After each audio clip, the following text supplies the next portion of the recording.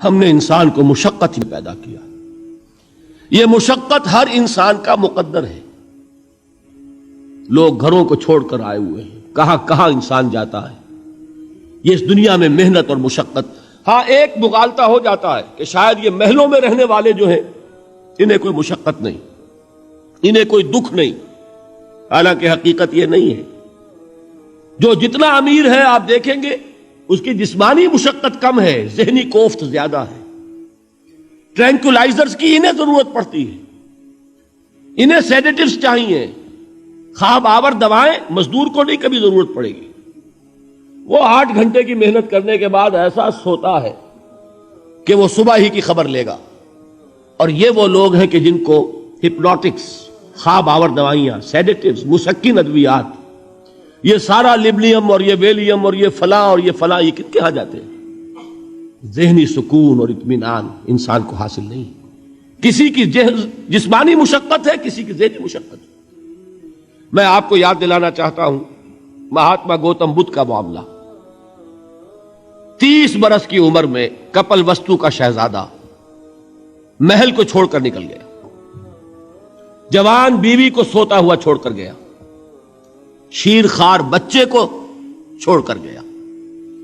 راجدھانی میں رہنے والا محل کا باسی, جسے یہ معلوم ہے کہ باپ کے بعد مجھے یہ سلطنت ملنے والی ہے, کیوں گیا؟ کبھی کبھی آپ نے سوچا؟ اس نے انسان کے غم اور دکھ کا مشاہدہ کیا. اس نے دیکھا کوئی اندھا ہے, ٹھوکر کھا کر گر رہا ہے. کوئی والدین کھڑے ہوئے رو رہے ہیں اور ان کی نگاہوں کے سامنے ان کا نہایت محبوب بچہ دم توڑ رہا ہے اور وہ کچھ نہیں کر سکتے. اس نے سوچا یہ صدمہ کیوں ہے انسان کے, یہ دکھ اس کا مقدر کیوں ہے؟ اس صدمے سے, اس دکھ سے نجات پانے کی بھی کوئی شکل ہے کہ نہیں ہے؟ انسانوں کی ایک عظیم اکثریت, شاہ ولی اللہ دہلوی رحمت اللہ علیہ کے الفاظ ہیں کہ وہ لدو اونٹ اور کولو کا بیل بن کر زندگی بسر کرتی ہے. جو 8 گھنٹے تک اینٹیں ڈھو رہا ہو, اس شخص کا تصور کیجئے آپ, وہ واقعی انسان ہے یا حیوان بن گیا ہے؟ اور 8 گھنٹے کی اس محنت کے بعد بھی ہو سکتا ہے کہ 2 وقت کی روٹی اسے پوری نہ ملے.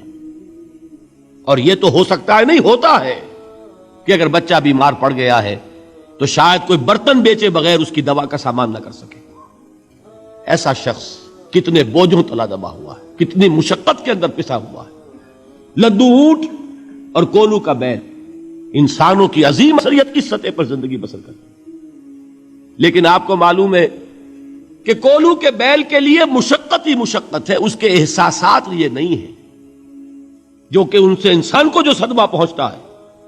ایک بیل کو اس سے کوئی غرض نہیں کہ اس کا کوئی بچہ بھی تھا کہ نہیں تھا, اس کو کوئی بخار ہوا ہے یا کیا ہوا ہے.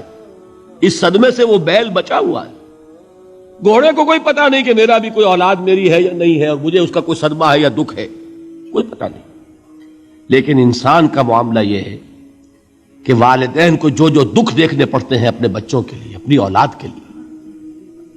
رات کی نیند ہے حرام ہے اس لیے کہ بچہ بخار میں تپ رہا ہے یا درد سے تڑپ رہا ہے, لہذا نہ ماں سو سکتی ہے نہ باپ سو سکتا ہے.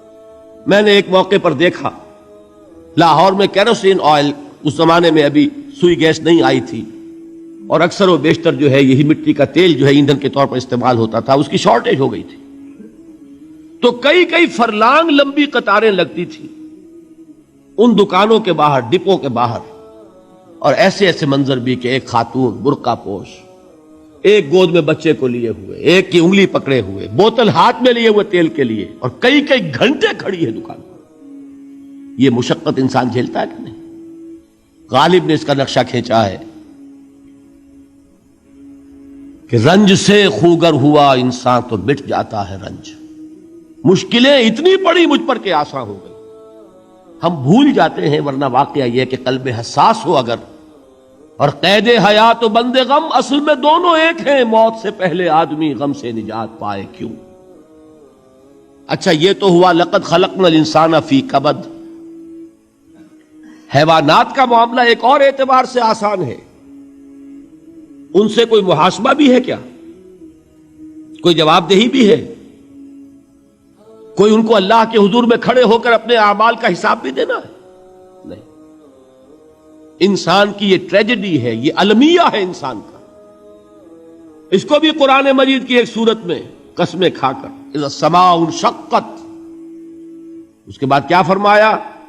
یا ایھا الانسان انک کادح الی ربک کدحا فملاقیہ، اے انسان تیرا المیہ، تیری ٹریجڈی اس سے کہیں بڑھ کر ہے. تجھے صدمے پر صدمے جھیلتے ہوئے، مشقت پر مشقت برداشت کرتے ہوئے ایک روز اپنے رب کے حضور میں بھی کھڑا ہونا ہے، جواب دہی بھی کرنی ہے.